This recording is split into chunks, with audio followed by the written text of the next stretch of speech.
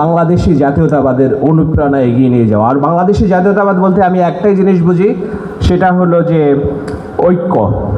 আস্থা, বিভাজন নয়। এবং বাংলাদেশের পক্ষের যে শক্তি, অর্থাৎ কলকাতা কেন্দ্রিক বাঙালি জাতীয়তাবাদ না, করাচি কেন্দ্রিক পাকিস্তান জাতীয়তাবাদ না, যারা বাংলাদেশ পাকিস্তান খেলা হলেই যারা পাকিস্তানের সমর্থন করে তাদের ভাবনা না, বাংলাদেশ ভারত খেলা হলে যারা ভারতের সমর্থন করে তাদের ভাবনা না, একেবারে পিওর বাংলাদেশ কেন্দ্রিক যে চিন্তাভাবনা, সেই বাংলাদেশি চিন্তাভাবনায় শিল্প, সাহিত্য, সংস্কৃতি, রাজনীতি, চিন্তাবোধ, বহির্বিশ্বে বাংলাদেশকে রিপ্রেজেন্ট করা, জ্ঞান বিজ্ঞানে সবখানে যেখানে বাংলাদেশ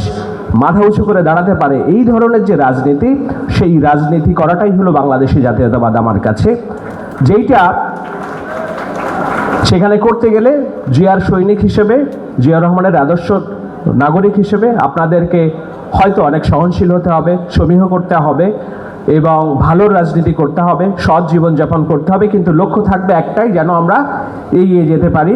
জিয়া রহমানের যেই রাজনীতি দর্শন, সেই রাজনীতিটাকে বাংলাদেশে প্রতিষ্ঠিত করতে পারি। এবং আমার দৃঢ় বিশ্বাস রাজনৈতিক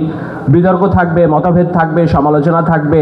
আমরা head of the government Tarique রহমানকে সমালোচনা করব, তার মন্ত্রীদের সমালোচনা করব, তার এমপিদের সমালোচনা করব,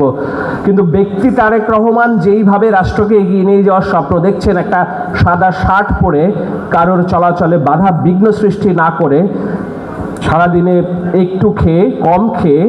ভিন্ন মতের মানুষকে এক টেবিলে বসিয়ে আস্থার রাজনীতি করা, যেটা জিয়াউর রহমান করতেন, এবং একই সাথে বাংলাদেশের স্বার্থকে সবার আগে এগিয়ে নিয়ে তিনি যে